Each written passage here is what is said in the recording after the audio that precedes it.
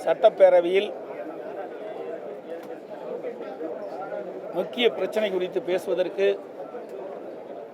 மாண்புமிகு சட்டப்பேரவைத் தலைவர்கள் அனுமதி மறுத்துவிட்டார். சட்டமன்றம் என்பது மக்களுடைய பிரச்சனையை பேசுவதற்கு தான் சட்டமன்றம். ஆனால் அண்மை காலமாக சட்டப்பேரவையில் எதிர்க்கட்சிகள் பேசுவதற்கு, பிரதான எதிர்க்கட்சிகள் பேசுவதற்கு வாய்ப்பு மறுக்கப்படுகிறது.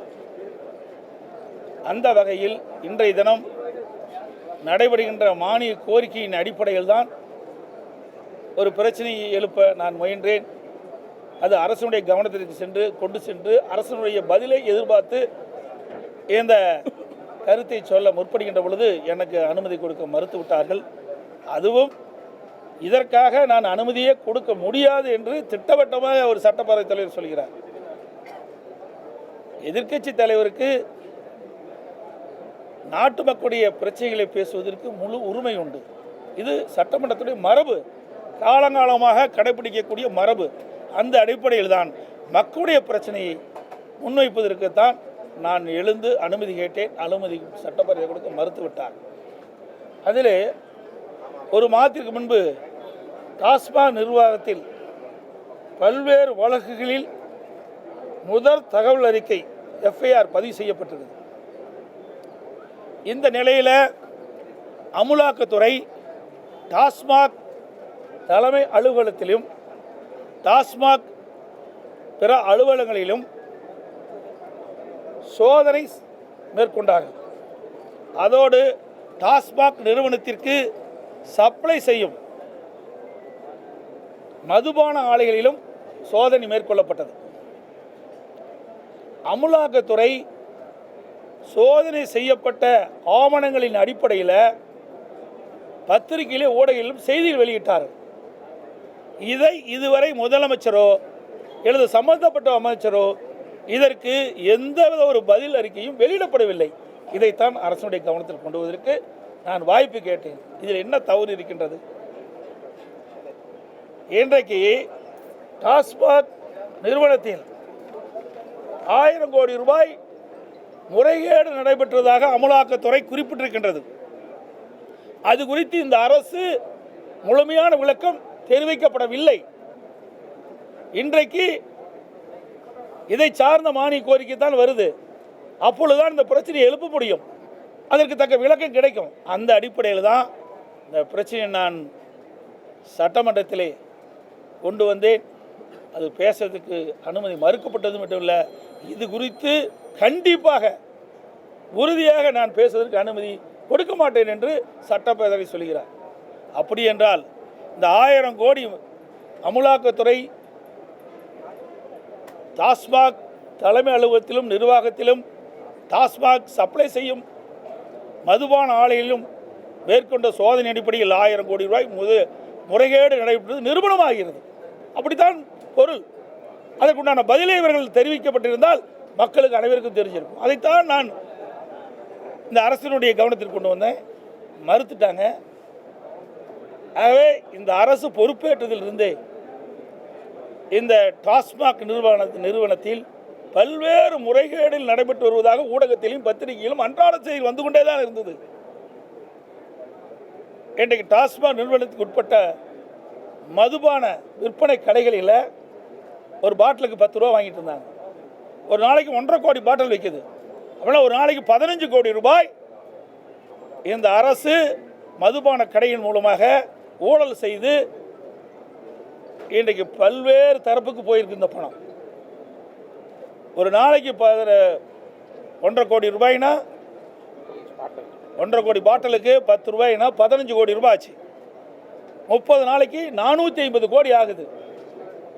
12 மாதத்துக்கு கிட்டத்தட்ட 5000, ஒரு 12 மாதத்திற்கு ஒரு வருடத்திற்கு 5400 கோடி இந்த மதுக்கடை விற்பனை மூலமாக, இந்த ஒரு பாட்டிலுக்கு 10 ரூபா வசூல் செய்வது மூலமாக இந்த ஆட்சியில் 5400 கோடி ஊழல் புரிந்திருக்கிறதாக தெரிய வருகிறது. ஊடகத்திலையும் பத்திரிகையிலும் இதெல்லாம் வெளிச்சம் போட்டு காட்டினீங்க. நேற்றைய தினம் கூட டாஸ்மாக் ஊழியர்கள் ஒரு போராட்டம் நடத்திருக்கும் போது அதில் தெரிவிக்கிறாங்க, நாங்கள் வாங்கினது உண்மைதான், இதை நாங்கள் மட்டும் வச்சுக்கல, பல அதிகாரிகள் கொடுத்தோம், சம்பந்தப்பட்ட அமைச்சர் கொடுத்தோன்னு கூட உங்கள் தொலைக்காட்சியில் நான் பார்த்தேன். ஆக இதையெல்லாம் சட்டமன்றத்திலே பேசுவதற்கு வாய்ப்பு மறுக்கப்பட்டது என்பதை இந்த நேரத்தில் தெரிவிக்க விரும்புகின்றேன். இந்த பேரவையுடைய மரபின் அடிப்படையில் அமைச்சர்கள் பேசும்போது கூட குறுக்கிட்டு பேசக்கூடிய அதிகாரம் நிச்சயமாக இருக்கின்றது. எதிர்க்கட்சி தலைவர் பேச முற்படும் பொழுது அவர் முற்றிலுமாக வாய்ப்பு கொடுக்க மாட்டேங்கிறது. இந்த போக்கு எப்படி நீங்கள் இது கண்டிக்கத்தக்கது. அதாவது மக்களுடைய பிரச்சனை பேசுவதற்கு தான் சட்டமன்றம். பிரதான எதிர்க்கட்சி மக்களுடைய பிரச்சனை, நாட்டில் நிலவுகின்ற ஊழல், அதை முறையாக நாங்கள் சட்டமன்றத்திலே தெரிவிப்பது எங்களுடைய கடமை. அது பதில் சொல்வது அரசுடைய கடமை. ஆனால் இன்றைய தினம் சட்டப்பேரவைத்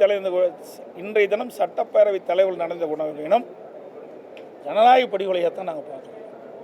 ஏன்னா இதில் இன்னைக்கு இந்த துறையுடைய மானிய கோரிக்கை எங்களுடைய உறுப்பினர் அண்ணன் நத்தம் விஸ்வநாதன் அவர்களுக்கு 10 நிமிடம் தர்றாங்க. ஒரு துறையினுடைய பிரச்சனையை 10 நிமிஷத்தில் எப்படி பேசி தீர்க்க முடியும்? அது 10 நிமிஷத்தில் கொடுத்துக்கிட்டு இவங்க 5 நிமிஷம் எடுத்துக்கிறாங்க. இது எப்படி போய் உரையாற்ற முடியும்? எப்படி இந்த துறை எவ்வளோ பெரிய துறை? இன்றைக்கு கோடை காலம் வந்துட்டது, இன்றைக்கி மின்வெட்டு பல இடத்துல ஆரம்பிச்சிட்டது. இதையெல்லாம் அரசுடைய கவனத்திற்கு கொண்டு வந்து மின்வெட்டு இல்லாத ஒரு மாநிலமாக உருவாக்குவதற்கு என்ன ஆலோசனை எங்களால் கொடுக்க முடியுமோ அதை கொடுப்பதற்கு தான் என்னுடைய சட்டப்பேரவை உறுப்பினர் அவர்கள் பேசி கொண்டிருந்தார். இடையிலே மறிக்கப்பட்டது. அது மைக்கு வேறு குறைவாக இருந்தது.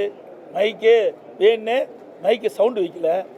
இதையெல்லாம் திட்டமிட்டு செயல்படக்கூடிய ஒரு செயலாக தான் நாங்கள் பார்க்குறோம். ஏன்னா ஒரு அரசாங்கத்துக்கு ஒரு ஆக்கப்பூர்வமான ஆலோசனை வழங்கப்படுகிறது. என்னென்னா ஒரு கிட்டத்தட்ட ஒரு 7-8 ஆண்டு காலம் மின்சாரத்துறை அமைச்சராக இருந்தவர். இன்றைக்கு கோடை காலத்தில் மின்சார தேவை எவ்வளவு தேவைப்படுகிறது, அதை எப்படி சரி செய்வது என்ற ஆக்கப்பூர்வமான கருத்தை எல்லாம் சொல்லிட்டு இருந்தார். டைம் கொடுக்க மறுக்கிறாங்க. அதுக்கடுத்து அதுக்கு டைமே கொடுக்கல. அப்புறம் தான் நான் எழுந்திருச்சு அவருக்கு நேரம் ஒதுக்காத காரணத்தினால மக்களுடைய பிரச்சனை இன்றைக்கு நாட்டில் இருக்கிற மக்கள்லாம் பேசிகிட்டு இருக்கிறாங்க. பத்திரிகையில் ஊடகத்தில் செய்தி வந்துகிட்டு இருக்குது, அமலாக்கத்துறை செய்தி வெளியிட்டு இருக்குது.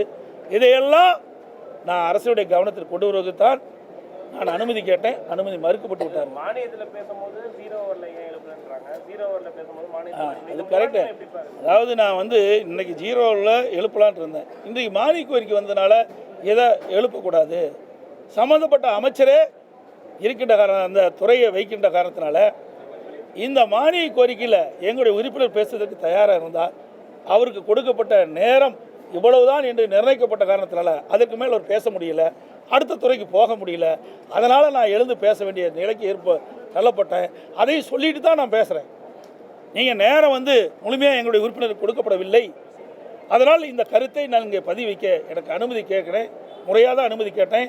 அதுவும் நான் சொல்கின்ற கருத்து சரியாக இருந்தால் பதிவு செய்யுங்கள், தவறாக இருந்தால் நீக்கிட்டு சொல்கிறேன். அதையும் ஏற்றுக்கொள்ள மாட்டேங்கிறாங்க. பொதுவாக எதிர்க்கட்சி தலைவர் எழுந்து பேசினா எப்போ வேணாலும் பேசணும், பேச அனுமதிப்பாங்க. இதுதான் வழக்கம் பார்த்துக்கணும். ஆனால் இன்றைய நடைமுறை சபாநாயகர் சுத்தமாக பேசக்கூடாது. அதாவது அனைத்து இந்திய அண்ணா திராவிட முன்னேற்ற கழக ஆட்சி என்பது ஒரு ஜனநாயக முறைப்படி நடைபெற்ற ஆட்சி. ஜனநாயக முறைப்படி நாங்கள் பேசுவதற்கு அனைவருக்கும் வாய்ப்பு கொடுத்தோம். நான்கு அம்மாவர்கள் முதலமைச்சர் தலைவர்கள் பொன்மனச்செம்மல் புரட்சித் தலைவர் எம்ஜிஆர் காலத்திலும் சரி, நான்கு நீதியும் புரட்சித் தலைவி அம்மாவுடைய காலத்திலும் சரி, நான் முதலமைச்சர் இருந்த காலத்திலும் சரி, சட்டமன்றத்திலே எதிர்க்கட்சி உறுப்பினர்கள் பேசுவதற்கு அதிக வாய்ப்புகளை கொடுத்தோம். அப்படி வாய்ப்புகள் கொடுத்தா தான் அவர்கள் பேசுகின்ற கருத்தின் அடிப்படையில் அந்த பிரச்சனையை தீர்ப்பதற்கு வழிபிறக்கும். அது ஒரு ஆரோக்கியமான அரசியலாக இருந்தது, ஒரு ஆரோக்கியமான அரசு செயல்பட்டது. இன்னைக்கு அப்படி அல்ல. இன்றைக்கு அமலாக்கத்துறை கண்டு நடுங்கிட்டு இருக்கிறாங்க, பதில் சொல்ல முடியாத நிலை. அதனால தான் இன்றைக்கு சட்டப்பேரவைத் தலைவர் என்றைக்கும் இல்லாதவருக்கு நீங்கள் எவ்வளோ முயற்சி எடுத்தாலும் இன்றைக்கு இதை எடுத்துக்கொள்ளவே முடியாது, அனுமதிக்கவே முடியாது என்று சொல்லுகின்ற நிலைக்கு இந்த அரசாங்கத்தினுடைய பின்னணி தெரிகிறது. திட்டமிட்ட செயல். நயினார் நாகேந்திரன் அவர்கள் ஒரு 1/2 மணி நேரம் சந்தித்து பேசியிருக்கோம். ஏதோ முக்கிய முடிவு எடுக்கப்பட்டிருக்கா? ஏங்க எங்கிட்ட எல்லாம் தான் வராங்க. பாட்டாளி மக்கள் கட்சி எம்எல்ஏ தினம் வந்துட்டு இருக்காரு. அதுக்கு நான் முட்டி விட ஏங்க ஒரு சட்டமன்ற உறுப்பினர் வர்றாரு, பேசுகிறாரு, போகிறாரு. நீங்கள் வெளியில் வாங்காடி இன்றைக்கி என் ரூம் தெரியுது. அங்கே லாபியில் நாங்கள் முதல்ல பேசிட்டு தான் இருக்கிறோம், பேசாதெல்லாம் கிடையாது. சட்டமன்ற உறுப்பினர் என்ற முறையில் நாங்கள் பேசுகிறோம், அவ்வளவுதான், வேற ஒன்றும்லாம் கிடையாது. மின் தட்டுப்பாடு சம்பந்தமா பல்வேறு குற்றச்சாட்டுகள். அதாவது மின்சாரத்தை பொறுத்த வரைக்கும் இப்பொழுதே மின்தடை ஏற்பட்டு விட்டது. இன்றைக்கு சென்னை மாநகரம், சென்னை புறநகர் பகுதியில் பார்த்தீங்கன்னா இந்த ஒரு வார காலமாக இரவில் அடிக்கடி மின்தடை ஏற்படுகிறது. இதனால் மக்களுடைய தூக்கம் இழந்து காலையில் வேலைக்கு செல்ல முடியாத ஒரு சூழ்நிலை, வியாபாரிகள் பணிக்கு செல்ல முடியாத நிலை இருக்குது. இதையெல்லாம் நாங்கள் அரசுடைய கவனத்துக்கு கொண்டு வர இருந்தோம், அதுக்கெல்லாம் வாய்ப்பு கொடுக்க மறுத்துட்டாங்க. அதோட இன்றைக்கு விவசாயிகளுக்கு பகலில் 6 மணி நேரம் மின்சாரம், இரவில் 8 மணி நேரம் மின்சாரம் கொடுக்குறாங்க. எப்படி வேளாண்மை மேற்கொள்ள முடியும்? அதிமுக ஆட்சி இருக்கின்ற பொழுது விவசாயிகள் பம்பு செட்டுக்கு 24 மணி நேரம் மும்முனை மின்சாரம் கொடுத்தோம். அப்போ தான் விவசாயிகள் வேளாண்மை முழுமையாக மேற்கொள்ள முடியும். ஏன்னா பகல் நேரத்தில் விவசாயி பம்பு செட்டுக்கு மின்சாரம் கொடுத்தா தான் விவசாயிகளுடைய பயிரிட முடியும். அப்போ தான் விவசாய தொழிலாளர்கள் பணிக்கு வருகின்ற போது அந்த பம்பு செட்டுக்கு மின்சாரத்தை பயன்படுத்தி அந்த பயிர்கள் நடவு செய்ய முடியும். ஆனால் இந்த அரசுக்கு அதெல்லாம் கவலைப்படுறதே கிடையாது. யார் எக்காடி கட்டு போனான்னு தெரியும், அது மேலிடத்திற்கு என்ன வேணுமோ அது வந்தால் போதுன்னு நினைக்கிறாங்க. விவசாயிகளை இன்றைக்கி புறக்கணித்திருக்கிறாங்க. அதோடு இன்றைக்கு மக்களுக்கு குடிநீர் வழங்கக்கூடிய தமிழ்நாடு குடிநீர் வடிகால் வாரியத்துடைய மின் மோட்டாருக்கெல்லாம் இந்த தடை அடிக்கடி ஏற்படுவதால் முழுமையாக குடிநீர் வழங்க முடியாத சூழ்நிலை, குடிநீர் தட்டுப்பாடு ஏற்படுகிறது. இன்றைக்கு தமிழ்நாடு குடிநீர் வடிகால் வாரியத்திற்கு மின் மோட்டாருக்கு தடையெல்லாம் மின்சாரம் கொடுத்தா தான் இந்த கோடை காலத்தில் முழுமையாக குடிநீர் தட்டுப்பாடெல்லாம் வழங்க முடியும். அதையெல்லாம் நாங்கள் கொண்டு வராங்க. எதுக்குமே அனுமதி கொடுக்க மறுத்துட்டாங்களே. மின் கட்டண உயர்வு தொடர்பாக ஏதோ பேச முற்பட்டார் முன்னாள் அமைச்சர். என்னங்க பேச முற்பட்டாங்க, தடுத்தாங்க? அதாவது இந்த அரசு ஏற்பட்ட பிறகு சுமார் 52% மின் கட்டணத்தை உயர்த்திட்டாங்க. ஆண்டுக்கு 6% மின் கட்டணம் உயர்த்துன்னு சொன்னாங்க.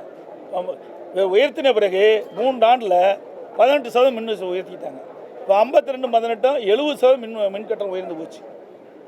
அதோட நீங்கள் பார்த்தீங்கன்னா பீக் ஹவர்னு வச்சுருக்கிறாங்க. பீக் ஹவரில் அதிக மின் கட்டணம் சொல்கிறாங்க. தொழிற்சாலைக்கு பயன்படுத்துகின்ற மின் கட்டணத்தையும் உயர்த்திட்டாங்க. இதனால் தமிழ்நாட்டுக்கு வருகின்ற தொழிற்சாலையெல்லாம் அண்டை மாநிலத்துக்கு போயிட்டுருக்கு. இதெல்லாம் பேசுவதற்கு எண்ணித்தான் இந்த அரசு மீது எந்த குறையும் சொல்லக்கூடாது. குறை சொல்ல முற்பட்டால் உடனே மைக்கை துண்டிச்சிருவாங்க, பேசுவதற்கு அனுமதி கொடுக்க மாட்டாங்க. இதை திட்டமிட்டு இந்த அரசாங்கம் சட்டப்பேரவை தலைவர் மூலமாக எங்களை பேச அனுமதி மறுக்கப்பட்டு நாங்கள் வெளிநடப்பு தான் செய்யணும். அதை எதிர்பார்த்து தான் இந்த செயலை செய்திருப்பாங்க நாங்கள் எண்ணுகிறோம். சார், மாதம் ஒரு முறை மின் கணக்கீடு செய்யப்படும் அப்படின்லாம் கூட தேர்தல் அறிக்கையில் கொடுத்துருந்தாங்க. இப்போ கடைசி சரியான கேள்வி. 2021 சட்டமன்ற பொதுத் தேர்தலும் போது திராவிட முன்னேற்ற கழக தேர்தல் அறிக்கையில் குறிப்பிட்டிருந்தாங்க, திராவிட முன்னேற்ற கழகம் ஆட்சிக்கு வந்தால் மாதம் ஒரு முறை கணக்கீடு செய்யப்படும் என்று. ஆனால் ஆட்சிக்கு 4 வருஷம் ஆச்சு, 5ஆவது வருஷம் வரப்போகுது, இது வரைக்கும் நிறைவேற்றலை. இது மக்களும் கேட்குறாங்க, ஊடக நண்பர்களும் பத்திரிகை நண்பர்களும் கேட்டுட்டு தான் இருக்கிறீங்க. பிரதான எதிர்க்கட்சி முறையும் நாங்களும் சட்டமன்றத்தில் கேட்டுட்டு இருக்கிறோம். ஆனால் இந்த விடியா ஆட்சியில் மக்களுடைய பிரச்சனையை அவர் பொருட்படுத்துதில்லை. 2021 தேர்தல் அறிக்கை மக்களை ஏமாற்றி ஆட்சி வருவதற்காக வெளியிடப்பட்ட அறிக்கை என்பதுதான் இதிலிருந்து தெரிய வருகிறது.